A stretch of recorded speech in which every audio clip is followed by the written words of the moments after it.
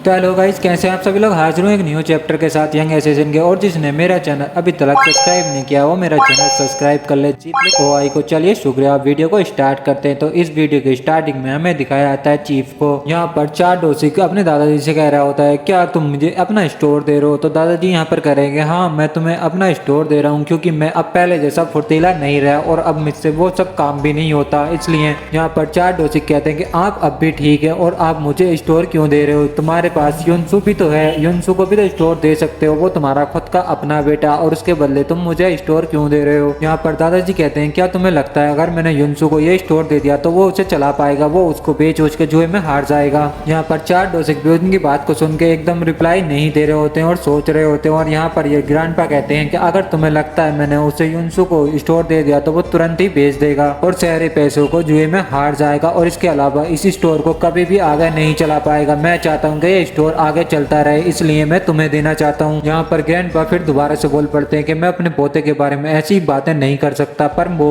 ऐसा है इसलिए मैं ऐसी ऐसी बातें उसको कर रहा हूँ। मेरा पोता बहुत ज्यादा बदमाश है, वो जुए में सारे पैसे हार जाएगा और तुम्हें पता है वो कैसे रहता है डोसिक, तुम्हें पता ही है ना वो कैसे रहता है। यहाँ पर चार डोसिक भी युंगसू के बारे में सोचने लग जाते हैं और कहते हैं वो बदल सकता है और हमें युंगसू को दिखाया जाता है जो कि फाइट कर रहा होता है। और यहाँ पर दादाजी कहते हैं कि मैं बेशक उस पर विश्वास कर सकता हूँ, पर तुम्हें पता है मेरे पास अब ज्यादा टाइम नहीं है, मैं बहुत ज्यादा बूढ़ा होने लगा हूँ और कब मेरी डेथ हो जाए मुझे कोई नहीं पता। और वो बच्चा सुधरेगा या नहीं सुधरेगा उसका कोई पता नहीं है, वो बहुत ज्यादा हरामी है, बहुत ज्यादा बदमाश है और इसीलिए मैंने ये सोप तुम्हें देने के लिए सोचा और मैं तुम्हें ये मुफ्त में नहीं दे रहा हूँ, फ्री में तुम्हें कभी भी नहीं दूंगा। यहाँ पर दादाजी कहते हैं कि मैं चाहता हूँ कि तुम स्टोर को खूब अच्छी तरीके से चलाओ और कुछ सालों तक युनसु को और उसकी सिस्टर को थोड़े बहुत पैसे देते रहना और उनकी मदद करते रहना और मेरी बिल्कुल फिक्र मत करना, मैं अब ठीक हूँ, मैं अपनी लाइफ को अब अलग जीना चाहता हूँ, अब मेरे पास ज्यादा टाइम नहीं है, तुम्हें पता है, तो मैं आराम से अपनी लाइफ को थोड़ा एंजॉय करना चाहता हूँ, तो स्टोर को तुम संभालो। यहाँ पर सीन प्रेजेंट टाइम में आ जाता है। यहाँ पर चार डोसिक उस बारे में सब कुछ सोच रहे होते हैं जब उनके फोन पे फोन आने लग जाता है। फिर वो देखते हैं यहाँ पर उसका भाई का फोन आता है और यहाँ पर वो कहते हैं क्या हाल है छोटे ब्रदर। तो यहाँ पर वो कहता है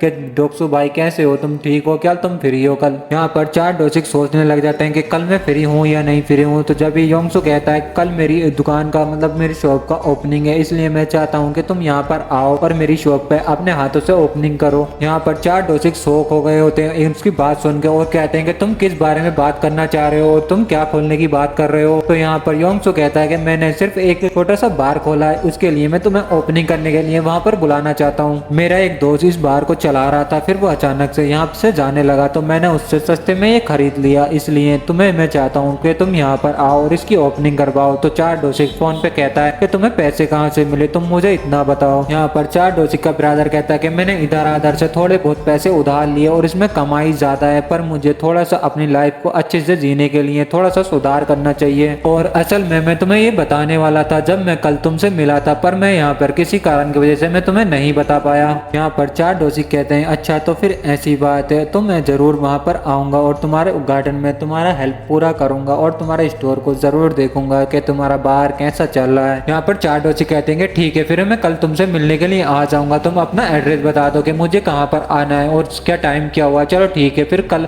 मैं तुमसे मिलने के लिए आ जाऊंगा, ठीक है फिर मैं रखता हूँ फोन। यहाँ पर युंगजू कहता है क्या तुम्हारे ब्रदर के साथ कुछ अच्छा हुआ। तो यहाँ पर चीफ कहता है कि हाँ थोड़ा बहुत अच्छा हुआ, बस ज्यादा नहीं। फिर हमें युंगजू को दिखाया जाता है कि बहुत ज्यादा घबरा रहा होता और डर रहा होता। तो यहाँ पर वो गुंडा बोझ कह रहा होता है कि तुम्हारे लिए ये अच्छा है और जब से तुमने डोसिक को यहाँ फोन करके बुलाया तो जब से तुम्हारा 5 बिलियन का कर्ज खत्म हो चुका है, तो तुम सोचो अगर यहाँ पर डोसिक आ जाएगा तो तुम्हारा कर्ज कितना ज्यादा खत्म हो जाएगा। और अगर तुम डोसिक को यहाँ पर बुलाकर उसके ऊपर अटैक करोगे और उसको जख्मी कर दोगे तो तुम्हारे ऊपर जो जुए में हार हुए कर्ज था वो भी सारा खत्म हो जाएगा और जो 4 बिलियन का मेरे से तुमने उधार ले रखा था वो भी सारा का सारा खत्म हो जाएगा। और तुम इससे सुन के बहुत ज्यादा खुश होगे मुझे लगता है। यहाँ पर योंगसू कहता है अगर मैं उसे चाकू मारकर उसको घायल कर दूं तो मेरा सारा कर्ज खत्म हो जाएगा। तो यहाँ पर वो बॉस कहता है कि हाँ ये सच है कि तुम्हारा सारा कर्ज खत्म हो जाएगा अगर तुम उसे घायल कर दोगे तो, और बाकी सब हम खुद संभाल लेंगे, बस तुम्हें सिर्फ उसको घायल करना और कुछ भी नहीं करना, बाकी सब कुछ हमारे ऊपर छोड़ दो, क्या से उनके मेंबर से हेल्प करना है क्या करना है। तो चार डोसिक का भाई भी कहता है यस ठीक है और मेरे पास कोई चॉइस भी नहीं है, ये सब कुछ उस डोसिक की वजह से, ये वो कमीना अगर मुझे पैसे दे देता तो आज को मैं ये सब कुछ नहीं करता, उसको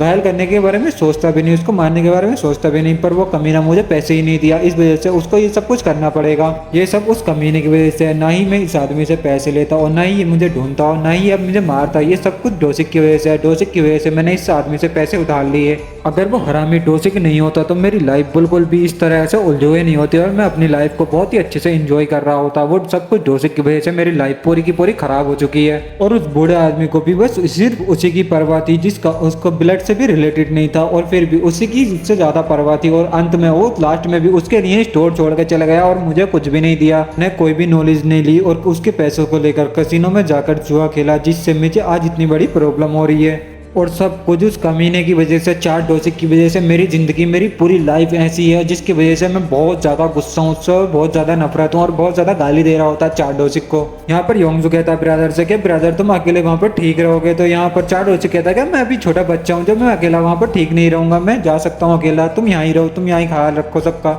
यहाँ पर योंगजू कहता है कि मैंने तुमसे इसलिए पूछा क्योंकि तुम्हें गाड़ी चलाना बिल्कुल भी पसंद नहीं है, इसलिए भाई मैंने तुमसे पूछ लिया कि तुम अकेला वहाँ पर जाना चाहते हो या मैं तुम्हारे साथ चलूँ। यहाँ पर चाटोची कहता है कि मैं बस उसके पास थोड़ी देर के लिए जाऊंगा बस, और 5 मिनट के अंदर अंदर वहां से आ जाऊंगा बस, मैं ज्यादा देर वहां पर नहीं रुकूंगा, तुरंत ही आ जाऊंगा, तुम्हें उसकी टेंशन लेने की कोई जरूरत नहीं है। यहाँ पर योंगजू कहता है क्या भाई तुम उनसे पैसे भी देगाओगे थोड़े बहुत, तो यहाँ पर चाटोची कहते हैं क्या इसका क्या मतलब। यहाँ पर योंगजू कहता है कि भाई तुमने थोड़ी देर पहले बैंक से पैसे निकाले थे, इसलिए मैं तुमसे ये सब पूछ रहा हूँ, क्या तुम उसे थोड़े बहुत पैसे भी देगाओगे। यहाँ पर चाटोची कहते हैं कि अगर योंगजू ने ठान ही लिया है कि वो इस बिजनेस को करेगा तो मुझे थोड़ी बहुत तो मदद करनी चाहिए, इसलिए मैं उसे थोड़े बहुत पैसे दूंगा। यहाँ पर योंगजू कहता है कि भाई अब वो बड़े हो चुके हैं, तुम उनकी कितनी बार मदद करते रहोगे, तुम बहुत ज़्यादा दयालु हो, मुझे नहीं लगता पर वो कोई कोई काम कर रहा होगा योंगसू, मुझे तो ऐसी लग रहा है कि वो तुम्हें खाली मूली में बुला रहा है, तुम्हें पैसे देने के लिए, मतलब पैसे लेने के लिए तुम्हें बुला रहा है, इसलिए ही बुला रहा है बस खाली। अब भाई तुम उसे छोड़ दो, वो बहुत ज़्यादा बड़ा हो चुका है, अपना ध्यान रख सकता है, वो अपने पैरों पर खुद खड़ा हो सकता है, तुम उसे छोड़ दो भाई, तुम उसे काम करने दो खुद जो वो करना चाहता है। यहाँ पर चार डोसिक कहते हैं कि ये सब कुछ बातें छोड़ो, पर ये सुन के दादाजी को बहुत ज़्यादा खुशी हुई होगी क्योंकि उनका बेटा कुछ न कुछ कारोबार करना चाह रहा है और कुछ न कुछ कारोबार कर रहा है। यहाँ पर चार डोसिक कहते हैं कि ठीक है मैं यहाँ से जा रहा हूँ, तो यहाँ पर योंगजू भी कहता है कि ठीक है वो सब तुम जाओ आराम से और ध्यान से जाना, अपना ध्यान रखना। फिर हमें नेक्स्ट सीन में दिखाया था उसी बार का सीन जहाँ पर योंगसू होता है और योंगसू कहता है ब्रदर यहाँ पर आ जाओ, मैं यहाँ पर हूँ, और हाई कर रहा होता है, और यहाँ पर चार डोसिक भी उसकी तरफ को देख के मुस्कुरा रहा होता है। यहाँ पर चार डोसिक कहते हैं योंगसू तुम्हारे चेहरे पे ये क्या है, तुम्हारे चेहरे पे ये चोट कैसे लगी। यहाँ पर योंगसू कहता है कि अभी 1 या 2 दिन हुए हैं जब मेरा झगड़ा हो गया था थोड़ा बहुत, तो मेरी चोट लग गई थी, अब उसे छोड़ो और तुम मेरे साथ आओ और अंदर चलो, अंदर चलते हैं, फिर अंदर चल के बात करते हैं। यहाँ पर चार डोसिक कहते हैं ठीक है फिर चलते हैं, और फिर योंगसू वहाँ पर ले आता है, और फिर यहाँ पर चार डोसिक कहते हैं ये क्या है, तो यहाँ पर योंगसू कहता है कि यही तो है, यही तो मैंने शॉप खरीदा है। यहाँ पर चार डोसिक कहते हैं ये तो मेरे प्रेडिक्शन से भी बहुत ज्यादा बड़ा है और मैंने नहीं सोचा था कि ये तुम्हारा स्टोर होगा। यहाँ पर योंगसू चार डोसिक को अंदर ले आता है और कहता है कि ये बहुत थका देने का काम था और क्योंकि मुझे अब अच्छे से काम करना होगा। तो यहाँ पर चार डोसिक देखता है वहाँ पर सारे के सारे आदमियों को बैठा हुआ, यहाँ पर चार डोसिक कुछ सोचने लग जाता है। यहाँ पर योंगसू कहता है कि ब्रदर तुम अंदर आओ, वहाँ बाहर क्यों खड़े हो, तुम अंदर क्यों नहीं आ रहे हो, और ये सब मेरे दोस्त हैं, इनसे क्यों डर रहे हो। और यहाँ पर चार डोसिक कहता है कि रियली ये सब तुम्हारे दोस्त हैं,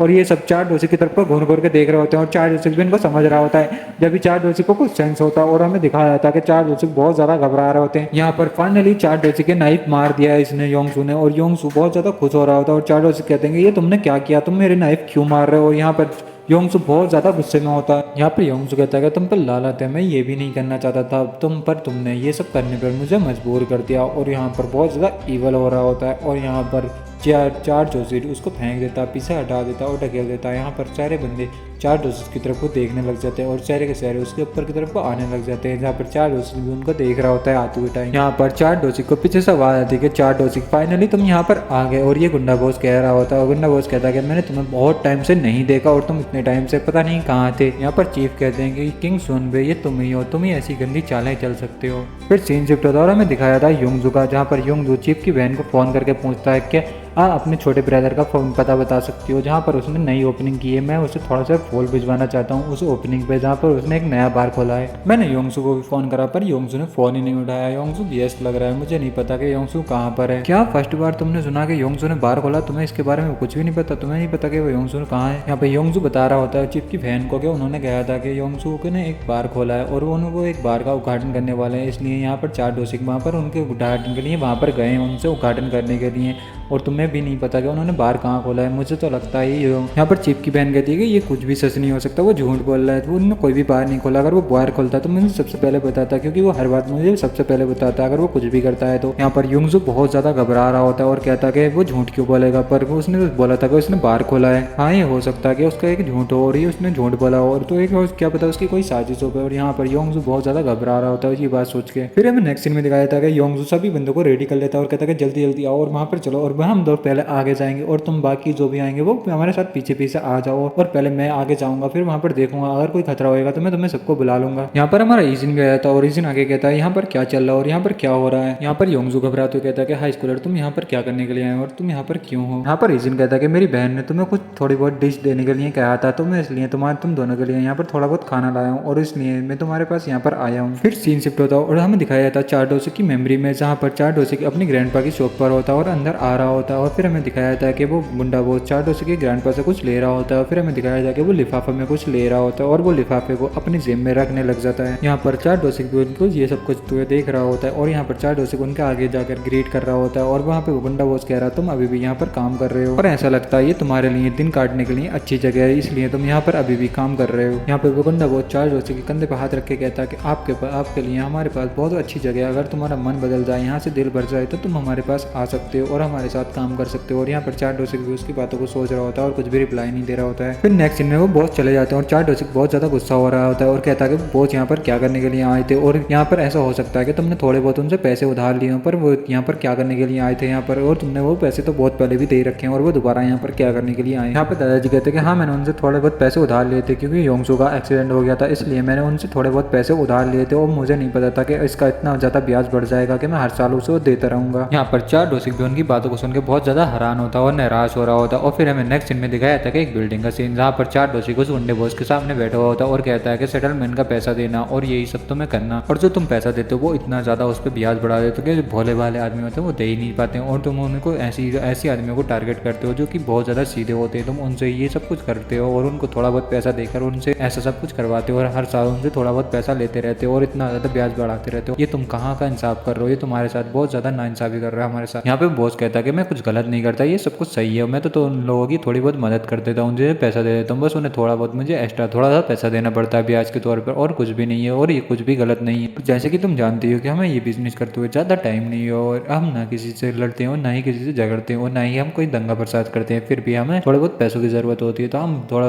एक्स्ट्रा पैसा देकर उनसे ब्याज ले लेते हैं, बस और कुछ नहीं है। पर ये अभी भी लागू होता है, अगर कोई हमसे कोई उल्टा सीधा बोलता और पैसे नहीं देता तो हम उसकी हड्डी बैठती पूरी तोड़ देते हैं, तुझे पता ही है। यहाँ पे चारडोसी कहते हैं क्या तुमने योंगसू के साथ भी ऐसा ही कुछ करवाया, उसको जानबूझ के एक्सीडेंट करवाया। यहाँ पर वो गुंडा बॉस कुछ भी रिप्लाई नहीं दे रहा होता और फिर कहता है कि ये सिर्फ एक बिजनेस का तौर है, मैंने सिर्फ बिजनेस के तौर पर किया, मैंने मेरा कोई पर्सनली उससे कोई दुश्मनी नहीं थी, जो मैंने ऐसा किया मैंने सिर्फ बिजनेस की वजह से ये सब कुछ किया उसके साथ। यहाँ पे चारडोसी कहता है कि तुमने योंगसू को कितने पैसे दिए थे, तो यहाँ पर एक गुंडा बॉस कह रहा होता है मैंने 4 बिलियन से भी ज़्यादा उसको पैसे दिए थे योंगसू को। वैसे मैंने योंगसू को 3 बिलियन दिए थे पर उसने एक भी पैसा जमा नहीं किया, तो उसकी वजह से उसका इतना ज़्यादा ब्याज बढ़ गया, 4 बिलियन से भी ज़्यादा हो चुके हैं। यहाँ पर चारडोसी कहते हैं अगर वो पैसा देते रहे तो तुम्हारा ब्याज कितना रह जाएगा, आखिरकार तुम्हारा ब्याज कितना है। यहाँ पर वो गुंडा बॉस कहता है कि डोसिक तुम क्या कहने की कोशिश कर रहे हो, और वो ज़्यादा इविल से हो रहा होता है। यहाँ पर चारडोसी कहता है कि सर मेरी तरफ को देखिए, क्या मेरी वजह से तुम एक बार उसको नहीं छोड़ सकते, एक बार उसका सारा कर्जा माफ नहीं कर सकते सिर्फ मेरी वजह से। यहाँ पे वो गुंडा बॉस कहता है कि डोसिक अगर मैं तुम्हारे लिए उसको छोड़ देता हूँ फिर दूसरों के लिए क्या, तुम्हें पता है डोसिक ये बिजनेस है और बिजनेस में ऐसा होता रहता है कि मैं तुम्हारी वजह से उसको नहीं छोड़ सकता, तुम्हें भी खुद पता है। और यहाँ पर चारडोसी भी उसकी बात को सुनकर बहुत ज्यादा हैरान हो रहा होता है और कुछ भी रिप्लाई नहीं दे रहा होता है। फिर नेक्स्ट सीन में चारडोसी कहते हैं कि मैं समझ सकता हूँ और मैं देखना चाहता हूँ कि मेरे पास 1 महीने के किराए के पैसे थे, घर के किराए के, अब मैं देखता हूँ कि मेरे पास अब कितने पैसे बच चुके हैं, वहाँ जाकर मैं देखूँ। यहाँ पर चारडोसी निराश होकर जा रहा होता है और यहाँ पर गुंडा बॉस कहता है अगर तुम मेरे साथ काम करोगे तो मैं तुम्हें सोच लूंगा कि तुमने सारा